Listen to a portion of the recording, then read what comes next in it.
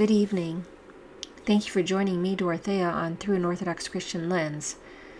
I have a disturbing story to share with you, several disturbing stories on the Gaza issue. I admit I've actually been kind of pushed this to the side for the past couple weeks because it's just really difficult to read about, let alone report about it, but I think it's important. There's a lot of things that need to be discussed here. And so it is June 27th, 2025. It's evening here, around 9:30 or so. So I'm going to go to the first story here. This is from the Gray Zone. Excellent journalism with Max Blumenthal, Aaron Mate, and Wyatt Reed. This is back in May 29th. Israeli Mossad named as funder of Gaza Humanitarian Foundation. If you don't know, that's the aid that's been for organization that's been going into Gaza for the past month. Western aid, supposedly U.S. connected, but turns out that it's Israeli Mossad, which doesn't surprise me. Top Israeli lawmakers have accused their government of laundering massive sums through a shadowy network of U.S. humanitarian and mercenary organizations. The Weaponized Aid Initiative is the linchpin of Israel's plan to ethnically cleanse northern Gaza by forcing the starving population into concentration camp-like hubs. Israel's scheme to commandeer aid distribution in Gaza ended in chaos on May 27, when Israeli soldiers reportedly opening fire on stampeding crowds of hungry Palestinians after just 8,000 boxes of rations were handed out by an opaque organization calling itself the Gaza Humanitarian Foundation. Thousands of starved Gazans stormed the dystopian Israeli-American aid complex in West Rafah after being forced to stand in endless queues under the scorching sun inside a fenced camp subjected to biometric surveillance.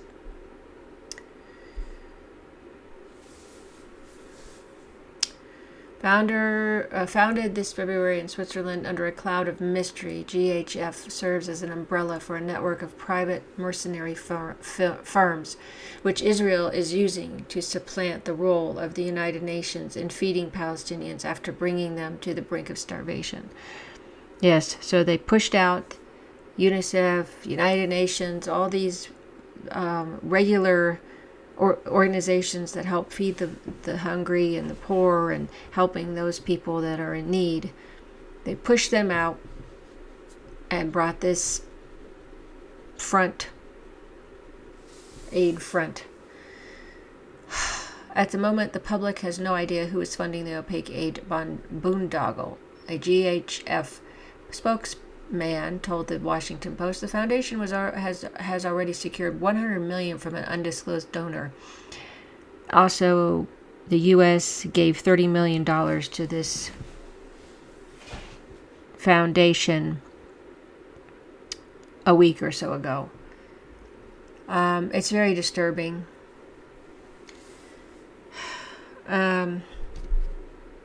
Let's see, right-wing Israeli opposition figure and member of Knesset Avigdor Lieberman proclaimed that GHF's mysterious financial angel was in fact the Israeli government. The money for humanitarian aid comes from the Mossad and the Ministry of Defense, he said, hundreds of millions of dollars at the expense of Israeli citizens. Well, it wouldn't be so bad if they were actually doing the humanitarian duty, but they're not. It's a terrible setup. It also says Max also says Israeli opposition figure and former deputy PM Lieberman says the Mossad and Israeli Defense Ministry are covertly funding the Gaza Humanitarian Foundation, the aid boondoggle founded in Switzerland and run by a former USAID administrator with Trump admin political cover. Lord have mercy.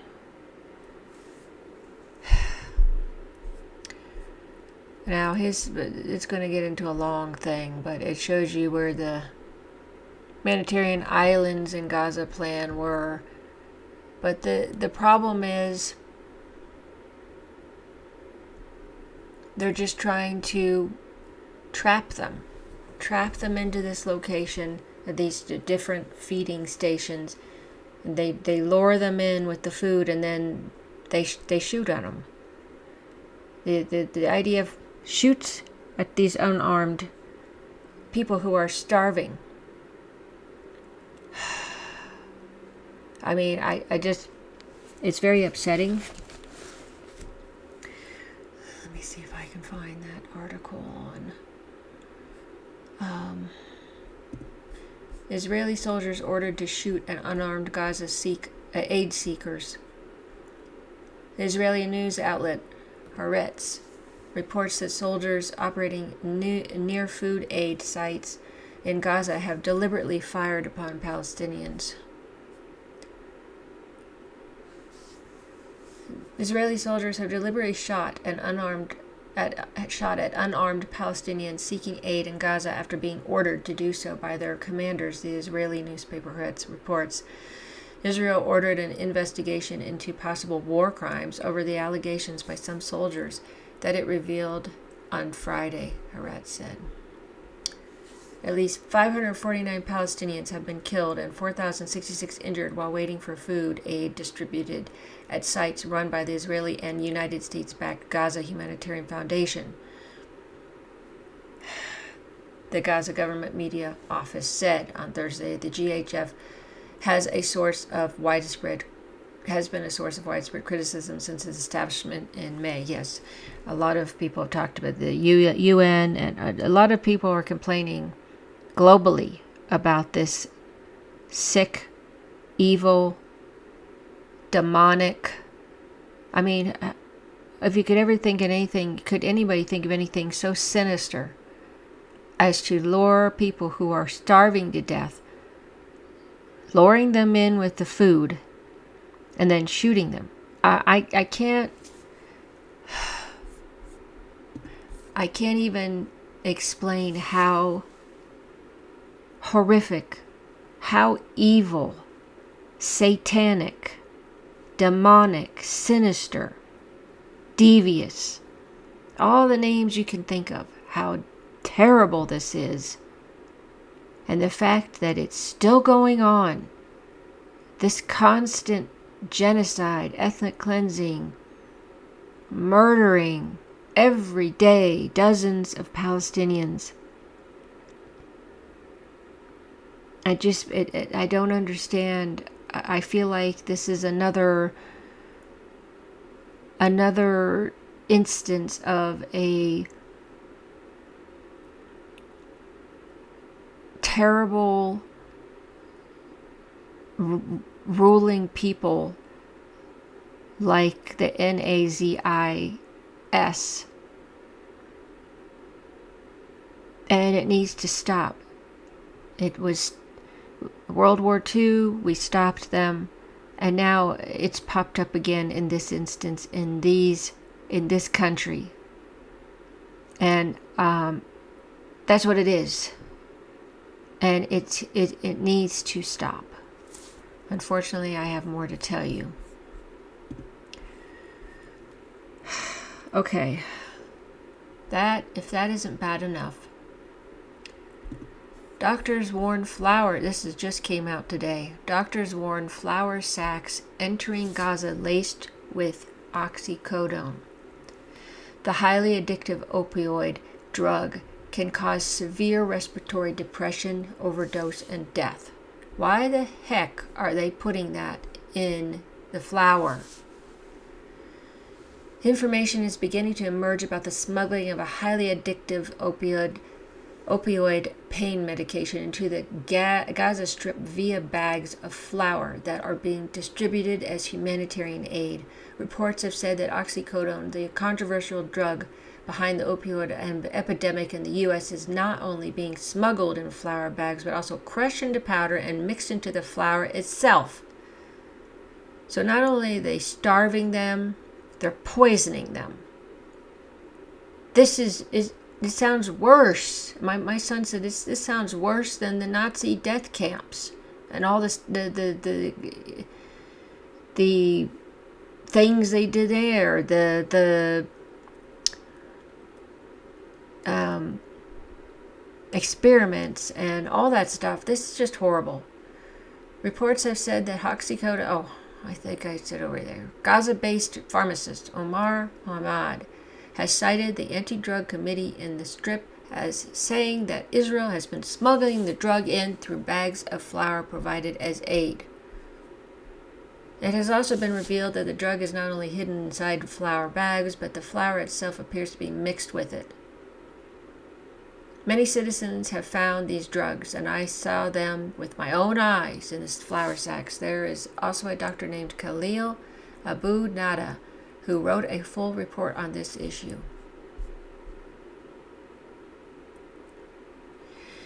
Dr. Khalil Abu Nada wrote in the report mentioned by Hamad that this may be one of the reasons behind the recent theft of flour trucks in southern Gaza as of yesterday, while going on to describe the addictive nature of oxycodone and its risks and side effects, which include severe respiratory depression.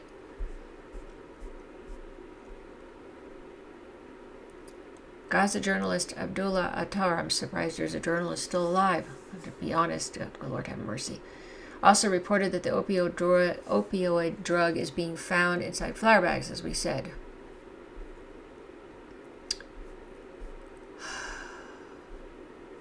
Oxycodone and other heavy-duty opioid prescription medications like it were behind the deaths of hundreds of thousands of U.S. citizens between 1999 and 2020.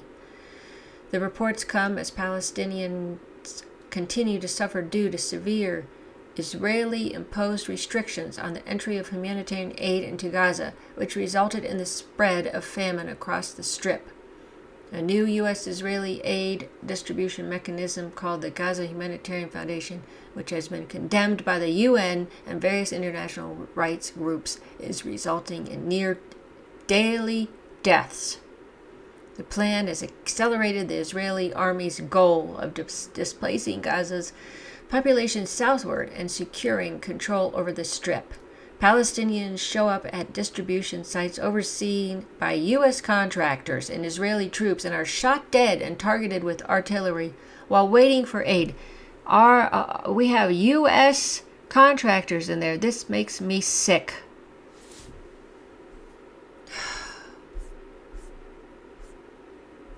This is so evil.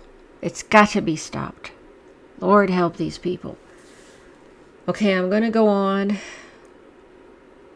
to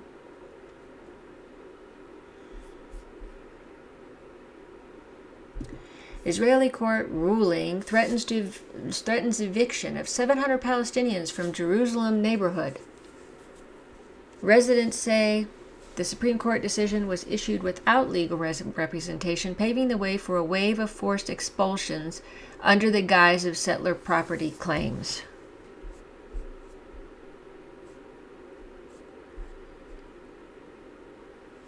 Around 700 Palestinians in Batan al-Hawa, East Jerusalem, face eviction after Israel's Supreme Court ruled on 18 June to remove the Shwiki, I guess that's how you say it, and Ode families from a residential building.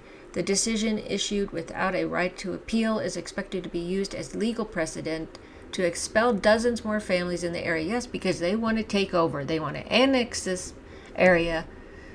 Located on the southern edge of the Al-Aqsa Mosque compound, this place has been under threat since 2015, when the Israeli settler group Ateret Kohanim Kohanim began filing lawsuits claiming ownership of land allegedly bought by Yemeni Jews in the late Ottoman period.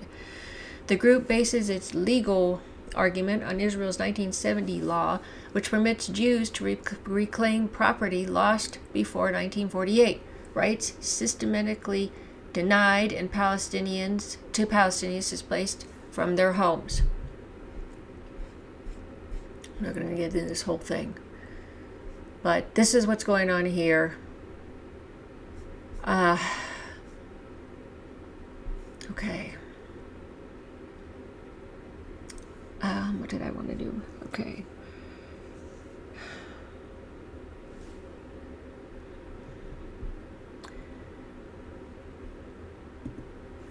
Okay. This happened 2 days ago. Horrific night in the West Bank. Israeli settlers are currently attacking the Christian village of Tabe near Ramallah, setting homes on fire and shooting at residents.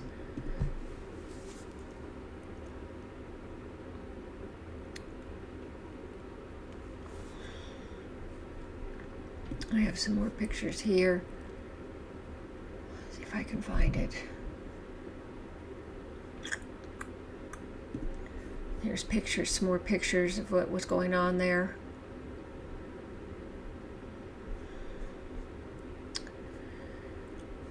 I'm going to share this story from the Catholic World Report today, from the 26th.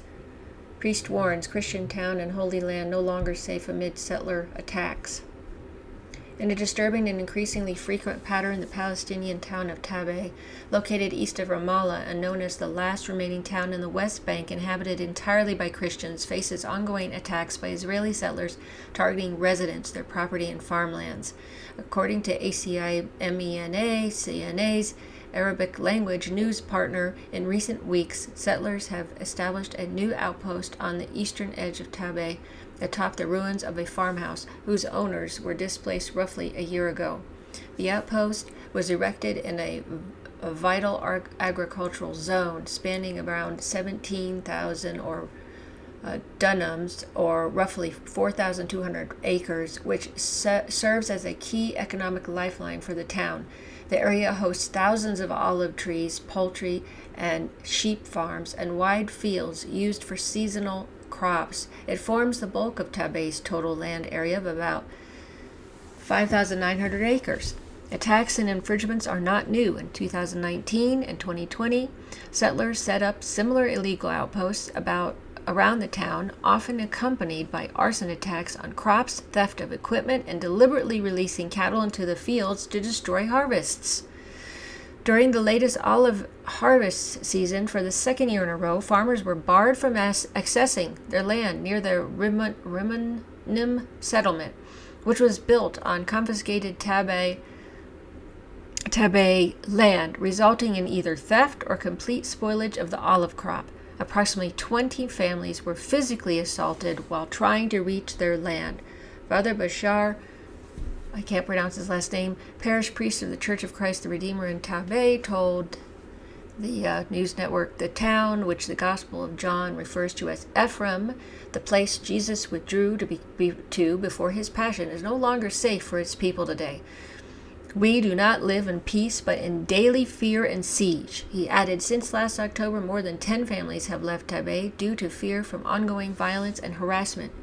He also described further Israeli-imposed restrictions. Alongside these attacks, Israeli authorities have installed iron gates at the town's entrances, severely disrupting residents' access to work and essential services.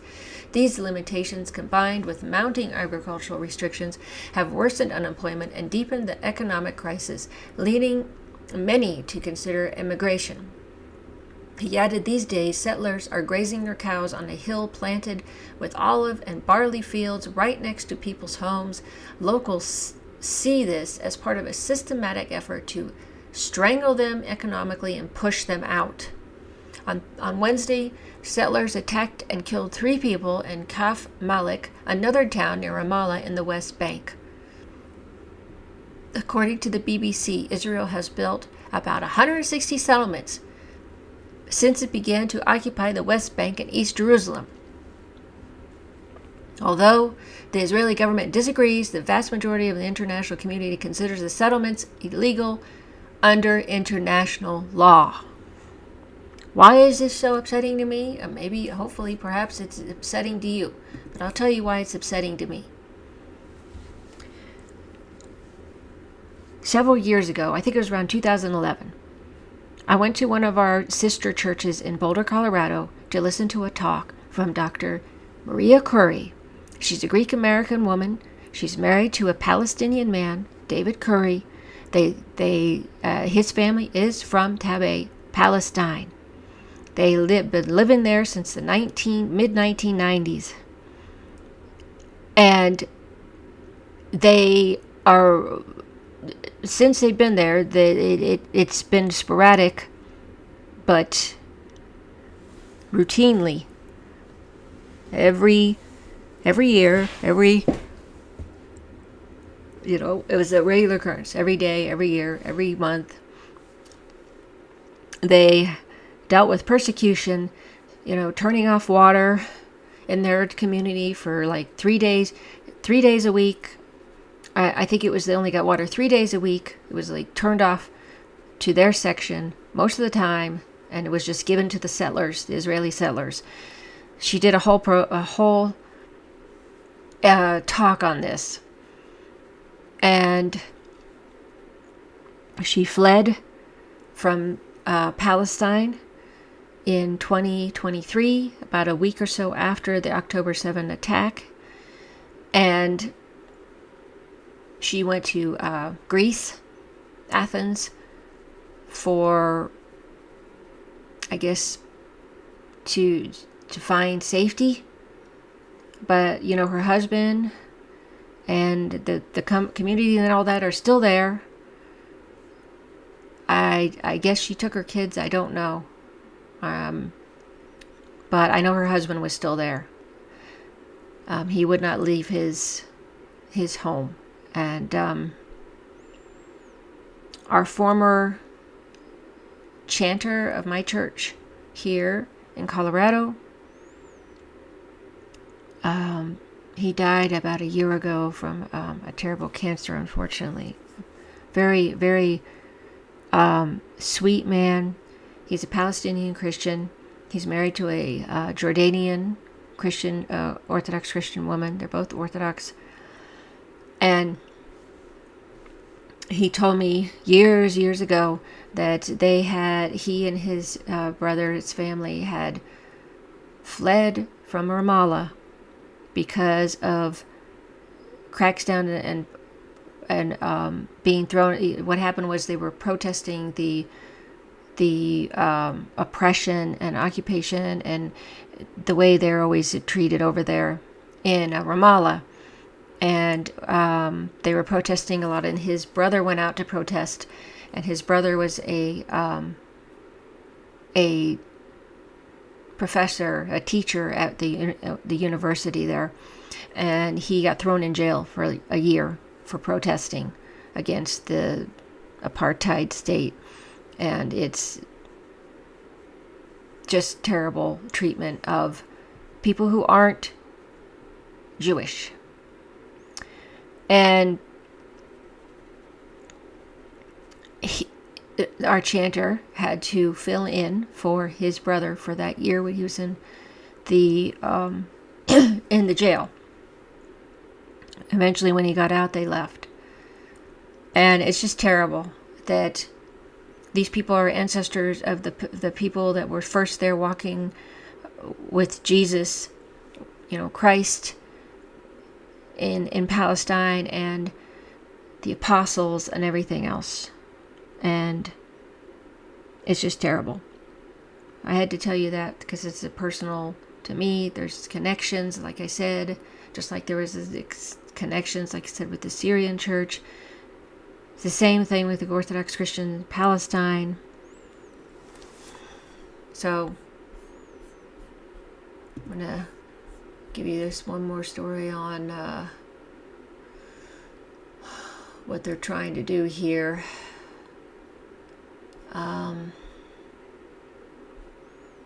see if I can find it. U.S.-Israel outlined two-state vision to stop Gaza genocide, expand Abraham Accords. Sure. I'm sure that's what's going to happen. U.S. President Donald Trump and Israeli Prime Minister Benjamin Netanyahu have reached a preliminary agreement on a new strategic vision for West Asia, according to a report by Israel Hayam, published on 27 June.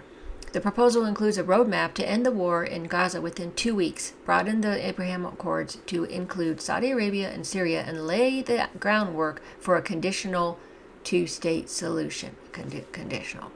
The agreement reportedly emerged from a high-level call involving Trump, U.S. Secretary of State Marco Rubio, Netanyahu, and Israel's Minister of Strategic Affairs Ron Dermer. Sources familiar with the conversation described a mood of euphoria among the leaders, driven by what they say was a successful U.S. strike on Iran's nuclear facilities and enthusiasm for what they say is a transformative peace initiative. Boy, these people are either delusional or they're just... I don't know. The plan calls for a ceasefire in Gaza, followed by the international administration of the territory. 4 Arab states, reportedly including Egypt and the UAE, would oversee governance of the Strip, replacing Hamas. The remaining Hamas leaders would be exiled, and hostages currently held in Gaza would be released. I don't think that's going to go over really well, these particular Arab countries governing that strip. I just don't think this is going to work. The reconstruction burden is expected to fall heavily on international donors, while immigration options would be provided for displaced Palestinians, of course. Again, this is all about ethnically cleansing the area. Eventually, all these things are a push to get them out. Starve them to death, poison them, shoot them, fire up, burn up their properties, make them so that they have no jobs, nothing to live for in their homes, homeland that they've had for centuries. Trump and Netanyahu also agreed in principle to expand the Abraham Accords. The next phase would seek normalization between Israel and countries that have so far resisted such moves. I highly doubt that's going to be normalized, including Saudi Arabia and Syria. Now, it's possible, but Saudi Arabia, well, I don't know. They had that condition, we're not going to do anything unless you do a two-state solution. We won't do normal relations, but we'll see. Syria, you have the head chopper for the president there, but he's also a puppet of the United States, and so who knows? Diplomatic recognition from additional Muslim-majority nations is expected as part of the broader push. Are they the ones that are under the thumb of the United States? Because most of the Gulf states there, those nations they have no autonomy. They're under us. On the Palestinian front, the proposal includes a statement of Israeli readiness to engage in a future two-state solution, though heavily conditioned. Of course, I wonder what those conditions exactly are. Any such move would require significant reforms to the Palestinian Authority. In return, the U.S. would recognize Israeli annexation or sovereignty over parts of the occupied West Bank. There you go. Is this part of the greater Israel project? They want to kick all of everybody who's not Jewish out. It's a Jewish supremacist state. It's an evil state. It's a run by satanic government, especially Netanyahu at the top. But Smotrich and all these others, they're obviously tools of the devil. I'm sorry, but I got to be blunt. Despite this forward momentum, diplomatic sources indicated that President Trump had applied heavy pressure on Netanyahu to wrap up military operations in Gaza, a pressure that began even before Israel's attack on Iran and resumed immediately after. Tensions reportedly flared when Israeli strikes on Iran continued following Trump's public ceasefire announcement on 24 June.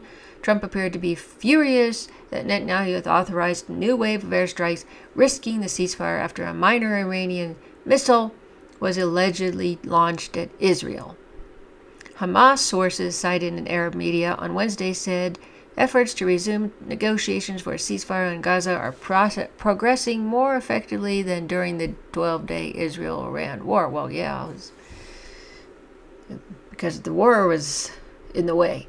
However, the sources who spoke with this particular place said there is no real breakthrough to speak of at the present time. Of course not. While stressing that Hamas continues to insist on a full withdrawal and permanent ceasefire as well as reject disarmament. Yes, they're the only ones fighting right there for Palestinians, for the Gazans. The sources also said Hamas is willing to show flexibility. A new round of indirect negotiations will be held within a few days, either in Cairo or Doha. They added that the mediators have resumed efforts to kickstart talks and that some parties communicating with the U.S. have also contacted the Hamas leadership again to make mutually agreed upon arrangements. Now, on Tuesday, sources close to Hamas allegedly told Reuters the resistance movement was open to discussing any offers that would end the war and secure Israel's withdrawal from Gaza. Yeah. Well, that's the thing. I don't know if that's going to happen. This whole thing sounds like pie in the sky, but really a warped,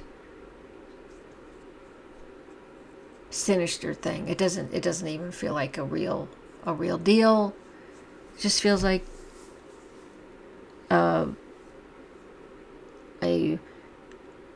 remade up dish warmed up in the microwave and added a couple little ingredients to the pie or whatever it is, and then they recooked it. It's just almost the same as what Trump had said in the past. It's ridiculous, in my opinion. So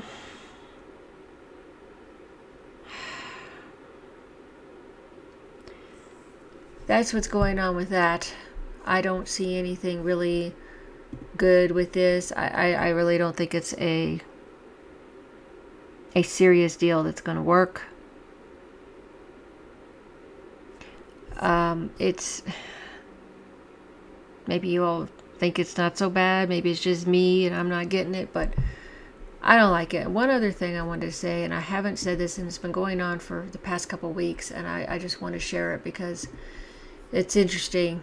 You know, after the Madeleine was the flotilla with Greta Thunberg and those other activists, I think there's like 12 of them.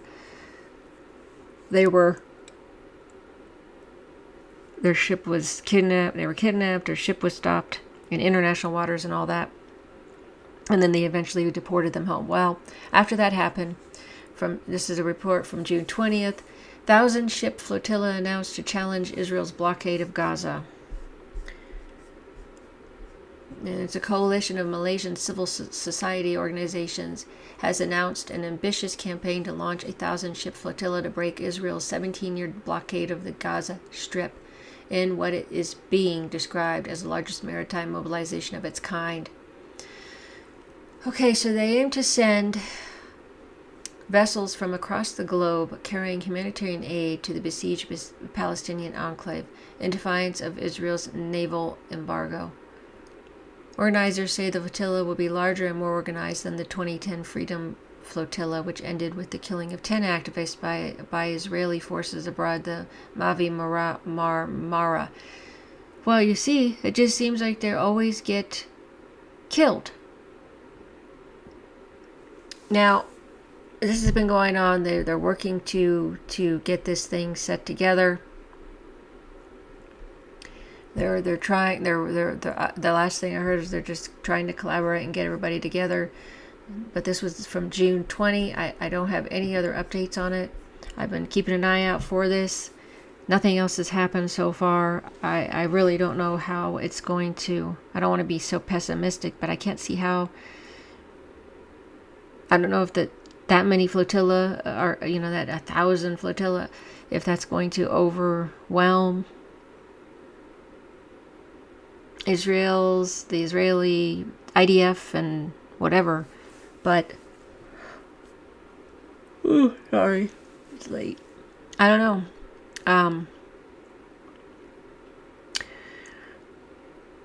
It's just terrible what's happening. And, for days on end, for weeks and months, and I keep hearing politicians, the Republicans especially, and other politicians, and we have to help the Israelis, and, Ted Cruz with this, we have to bless the Israel, or you'll be cursed, or whatever it was he said. This is all, again, the dangers of false doctrine and misinterpretations.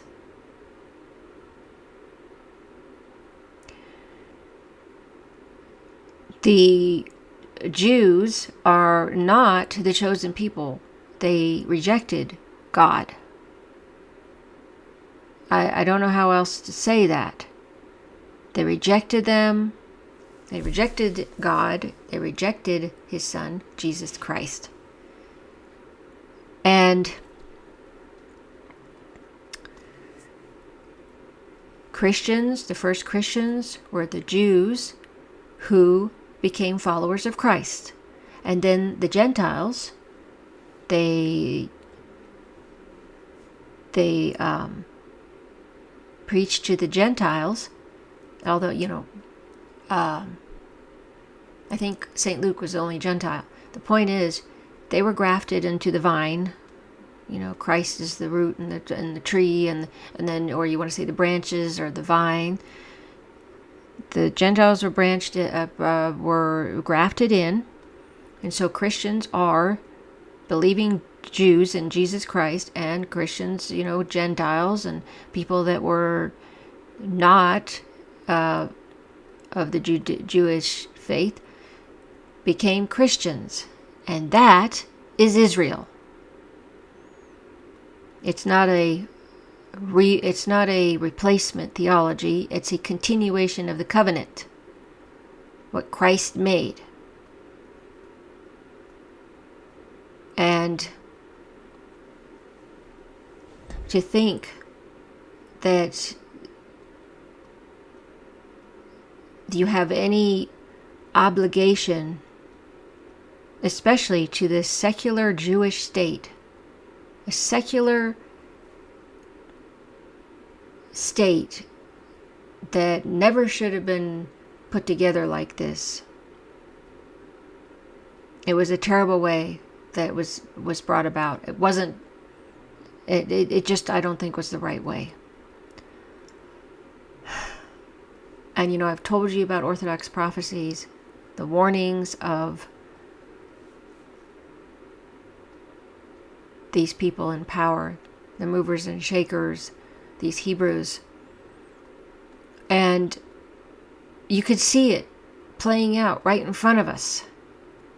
It's not hidden. It's blatant. Like most, the darkness has come out and the light is exposing it. It's very much out there. So easy to see. I'm going to give you this one quote from St. John Chrysostom, the Golden Mouth. He's, I think he was from the 400s, somewhere in that. He was a bishop. He was a Syrian saint, big in our church. We use his divine liturgy. He's the one that wrote that. The one we use. There's St. James one and there's a St. Basil one, but we usually use St. John's. I'm going to give you his quote. May sound harsh, but back then their rhetoric was a lot more blunt than it is now. No Jew worships God who says this. Who says this? No Jew worships God. Who says this? The Son of God. For he says, if you knew my Father, you would also know me. But neither do you know me, nor do you know my Father. What more trustworthy testimony can I offer than this? Therefore, if they are ignorant of the Father, have crucified the Son, and rejected the help of the Spirit, who would not confidently declare that their places is a haunt of demons? Well, I'm definitely seeing demonic stuff right now. And, I find it, I just find it just unbelievable that you have Islamic extremists, these groups of terrorists that blew up one of my churches this past Sunday, the people there. And then you have the Israeli settlers going around, and they've been doing this for, as I said, a long time. But they shooting people, banging them over the head. They club them. They do all kinds of things to these people, and they burn their olive trees and olive orchards and everything. So you have the extremists of the Israeli settlers on one side, and the extremist Islamists on the other side. And that's what the Christians are dealing with, especially my Orthodox Christian brethren. And when you take up your cross and follow Christ, you're expecting suffering, because that's how it is. That's hard. That's part of being a Christian. And it just feels like, the real church is the one that gets all of the persecuting. Anyway, I know I went on for a long time, but this is a lot to go over. Thanks so much for watching my video. I hope you made it to the end. I know it's long and depressing. I try not to do too many depressing things, but it's important to get these things out. Please subscribe to my channel on YouTube. Follow my channel if you want on Rumble. Please like my videos if you like them. Share my videos. Share my channel if you would. It would be helpful to get the word out about my channel. Thanks so much for all of your support, your kind comments under my videos, and your thoughts. They're very thoughtful in your comments under my videos. And it's late, and I hope you're having a great evening or morning or afternoon. Until next time.